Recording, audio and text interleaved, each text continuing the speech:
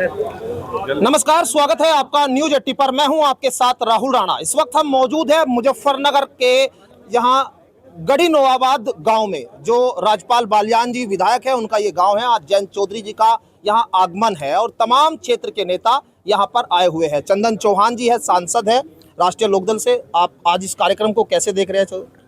देखिए, चौधरी साहब लगातार क्षेत्र में जाते रहते हैं, अपने लोगों के बीच में रहते हैं। उसी क्रम में आज पहले साटू आए, आज नेशनल यूथ डे है, यूथ स्पोर्ट्स डे है, तो वहाँ एक बड़ा उन्होंने एक एग्जेम्पलरी काम किया कि शायद वो पहले सांसद हैं देश के जिन्होंने अपनी पूरी सांसद निधि युवाओं के खेल प्रोत्साहन के लिए देने का काम किया।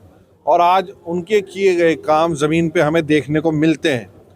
तो मैं बधाई देना चाहता हूँ इस ऐसे नेता के हम अनुयायी हैं, ऐसे नेता के हम समर्थक हैं, ऐसे नेता के हम साथी हैं जो अपने कार्यकर्ताओं का साथ के साथ ध्यान रखते हैं।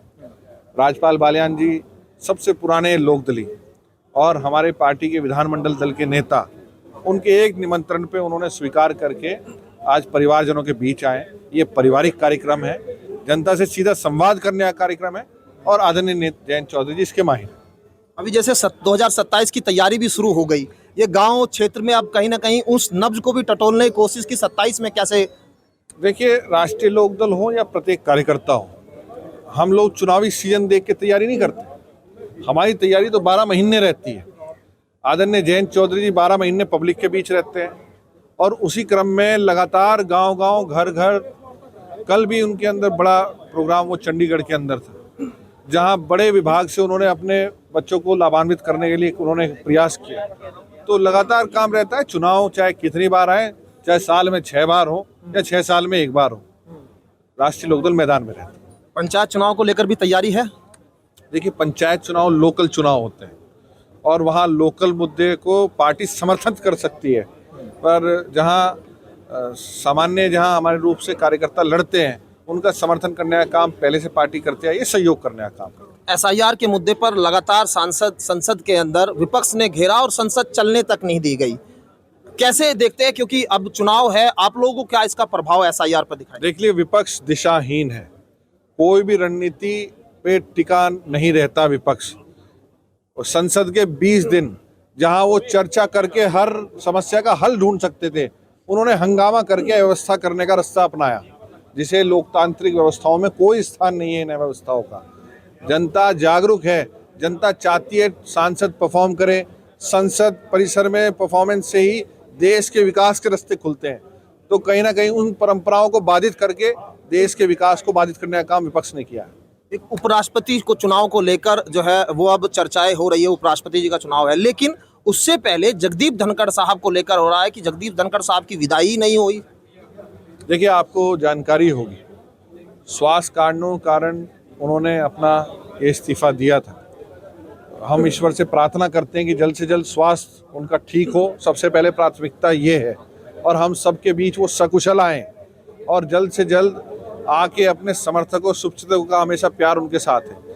और देखा होगा आपने कि कोई भी पद हो, कोई भी प्रतिष्ठान जो है आपका पद हो, उससे पहले सबसे पहले आदमी है, व्यक्ति है और उसका स्वास्थ्य है, तो सारे पद उन पर शोभा करते हैं। क्या मतलब जगदीप धनखड़ साहब कहाँ है, पता है आपको?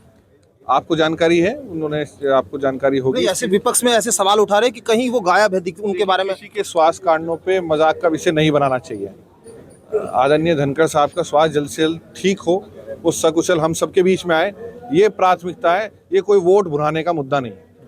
अब चुनाव में राष्ट्रीय लोकदल का स्टैंड क्या रहेगा? उपराष्ट्रपति का चुनाव है। और एक सवाल दूसरा मैं ये बिल पे ले लेता हूँ, क्योंकि प्रधानमंत्री और मुख्यमंत्री के 30 दिन के बाद में उनकी जो श्वेत है, उनकी सदस्यता है, वो जाने की बात, जबकि पहले 2 साल का समय था, अब सजा के बाद था। लेकिन अब अगर आरोप लगते हैं, जेल कोई जाता है। ये दोनों सवाल पे मैं आपसे चाहता हूँ। पहला सवाल आपका, जैसे आपने कहा, मैंने कहा कि जिस तरह से उपराष्ट्रपति चुनाव पर स्टैंड आपका। उपराष्ट्रपति चुनाव पे स्टैंड क्लियर है।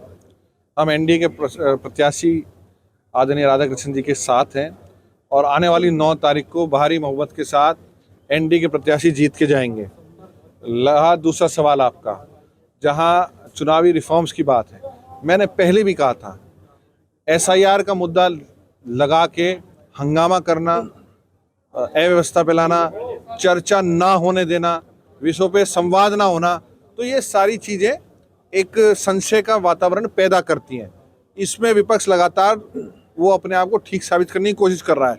बिल कोई चुपचाप नहीं पास किया गया, बिल जो है चर्चा के लिए लाया गया, उसे चर्चा को नहीं होने दिया, इसको सुनिश्चित करने का काम विपक्ष ने किया।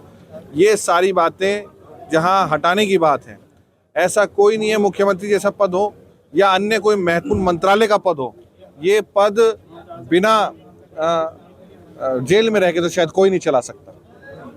क्योंकि ये हो रहा है कि विपक्ष को कहीं मतलब कमजोर करने की कोशिश, क्योंकि केंद्र में centre ED CBI sub centre के अधीन है। नहीं, ऐसा नहीं है, ये बेबुनियादी आरोप है। अगर किसी ने गलत नहीं किया है तो उसे डरना नहीं चाहिए।